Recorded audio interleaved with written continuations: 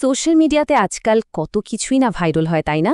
কিন্তু সম্প্রতি কুমারিত্ব নিয়ে এমন একটা পোস্ট ছড়িয়ে পড়েছে যেটা কিছু মারাত্মক ভুল মেডিকেল তথ্য দিচ্ছে। তো চলুন আজকের এই আলোচনায় আমরা ব্যাপারটার একদম গোড়ায় গিয়ে সত্যটা জানার চেষ্টা করি। ব্যাপারটাকে আরও গুরুত্বপূর্ণ করে তুলেছে, কারণ পোস্টটাতে একটা মেডিকেল বইয়ের রেফারেন্স দিয়ে এই চাঞ্চল্যকর দাবিটি করা হচ্ছে। এই ধারণাটা কিন্তু আমাদের সমাজে এতটাই গেঁথে আছে যে অনেকেই এটাকে সত্যি বলে ধরে নেন। কিন্তু বিজ্ঞান কি আসলেই এটা বলে? এর পেছনের আসল সত্যিটা কি? তো চলুন এবার সোজাসুজি বিজ্ঞানের কাছেই যাওয়া যাক, দেখি এই প্রচলিত ধারণাগুলো নিয়ে আধুনিক বিজ্ঞান আসলে কি বলছে। কুমারিত্ব পরীক্ষা করার জন্য মূলত ৩টে পদ্ধতির কথা খুব শোনা যায়। এগুলো একসময় সামাজিকভাবে, এমনকি কিছু ক্ষেত্রে চিকিৎসার জগতেও ব্যবহার করা হতো। এই ৩টে পদ্ধতি হল: ১. Two finger test, ২. হাইমেন বা সতীচ্ছেদ পর্দা পরীক্ষা, আর ৩ নম্বরটা হল প্রথম সহবাসে রক্তপাত হচ্ছে কিনা সেটা দেখা। চলুন আমরা একটা একটা করে সবগুলো পদ্ধতি নিয়েই কথা বলি। তো এবার আমরা বিজ্ঞানের আলোয় এই ধারণাগুলোকে ব্যবচ্ছেদ করে দেখব। চলুন প্রমাণগুলো এক এক করে বিশ্লেষণ করা যাক। আচ্ছা, সবচেয়ে প্রচলিত যে ধারণাটা সেটা দিয়েই শুরু করা যাক। প্রথমবার সহবাসে কি সবারই রক্তপাত হয়? কুমারিত্বের প্রমাণ হিসেবে তো এটাকেই ধরা হয়, তাই না? কিন্তু এটা কি আসলেই সত্যি? উত্তরটা হলো একদমই না। একটা গবেষণায় ১০০ জন নারীর উপর জরিপ করে দেখা গেছে তাদের মধ্যে ৪৪ জনেরই প্রথম সহবাসে কোনো রকম রক্তপাত হয়নি, মানে 44%। সংখ্যাটা কিন্তু প্রায় অর্ধেক। তাহলে প্রশ্ন আসে, কেন রক্তপাতকে নির্ভরযোগ্য ধরা যাবে না? কারণটা খুব সহজ। প্রায় অর্ধেক নারীর তো রক্তপাত হয়ই না। আর ওই গবেষণায় দেখা গেছে ১০০ জনের মধ্যে ৩২ জন কোনো ব্যথাই অনুভব করেননি। আসল কথা হলো, অনেক সময় অপর্যাপ্ত লুব্রিকেশন বা জোর করে সহবাসের কারণে যোনির দেয়ালে আঘাত লেগেও রক্তপাত হতে পারে, যার সাথে হাইমেনের কোনো সম্পর্কই নেই।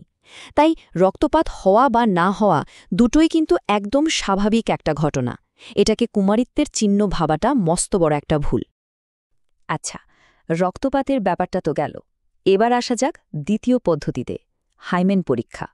অনেকেরই ধারণা যে হাইমেন দেখলেই নাকি বলে দেওয়া যায় একজন কুমারী কি না। আসলেই কি এটা সম্ভব? এই ব্যাপারটা বুঝতে একটা গবেষণা খুব সাহায্য করবে। দেখুন, আমেরিকাতে ৩৬ জন গর্ভবতী কিশোরীকে নিয়ে একটা স্টাডি করা হয়েছিল। ডাক্তাররা তাদের হাইমেন পরীক্ষা করে মাত্র ২ জনের ক্ষেত্রে বলতে পেরেছিলেন যে তারা যৌনভাবে সক্রিয়। ভাবুন একবার, মাত্র ২ জন, অথচ তারা সবাই কিন্তু গর্ভবতী ছিল। তার মানে কি দাঁড়ালো? হাইমেন দেখে আসলে কিছুই বোঝা যায় না। এর পেছনের কারণটা হলো, হাইমেন নিয়ে আমাদের যে ধারণা সেটাই আসলে ভুল। আমরা ভাবি এটা যোনিপথকে ঢেকে রাখা একটা শক্ত পর্দার মতো, যেটা প্রথম সহবাসে ছিঁড়ে যায়। কিন্তু বাস্তবতা হলো এটা আসলে যোনিপথের চারপাশে থাকা একটা ইলাস্টিক বা নরম টিস্যু। এটা ছিঁড়ে যায় না, বরং প্রসারিত হতে পারে। আরও কিছু জরুরি তথ্য আছে, যেমন মেয়েদের জন্ম থেকে হাইমেনে একটা ছিদ্র থাকে মাসিকের রক্ত বের হওয়ার জন্য। আর প্রত্যেকের হাইমেনের আকার আর আকৃতি কিন্তু ভিন্ন ভিন্ন হয়। সবচেয়ে বড় কথা হলো, শুধু সহবাস নয়, খেলাধুলা, সাইকেল চালানো, জিমন্যাস্টিক্স, এমনকি ট্যাম্পন ব্যবহার করার কারণেও এটা ছিঁড়ে যেতে পারে বা প্রসারিত হতে পারে। সুতরাং বুঝতেই পারছেন, এটা দেখে কারো যৌন ইতিহাস সম্পর্কে কোনো সিদ্ধান্তে আসাটা একদমই অসম্ভব। আর সবশেষে আসি টু ফিঙ্গার টেস্টের কথায়।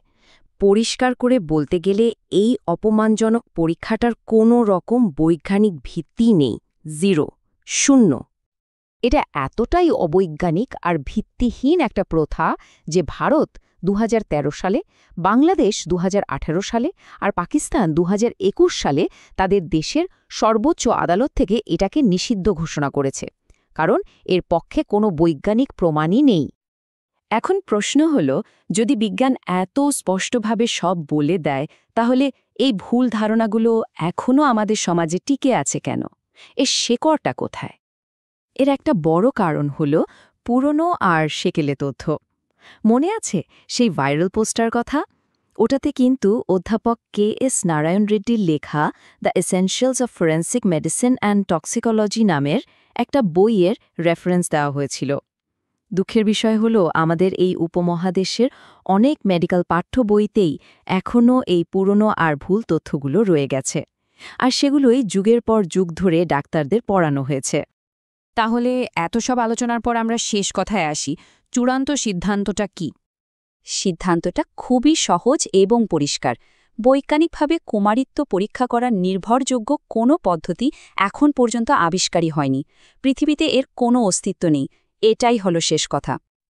আর এই কথাটা শুধু বিশেষজ্ঞরা বলছেন না, বিশ্বের সবচেয়ে বড় বড় স্বাস্থ্য সংস্থাগুলো এই ক্ষতিকর আর অবৈজ্ঞানিক প্রথার বিরুদ্ধে দাঁড়িয়েছে। তারা সবাই এগুলো বন্ধ করার জন্য জোর আহ্বান জানাচ্ছে। কারা বলছে?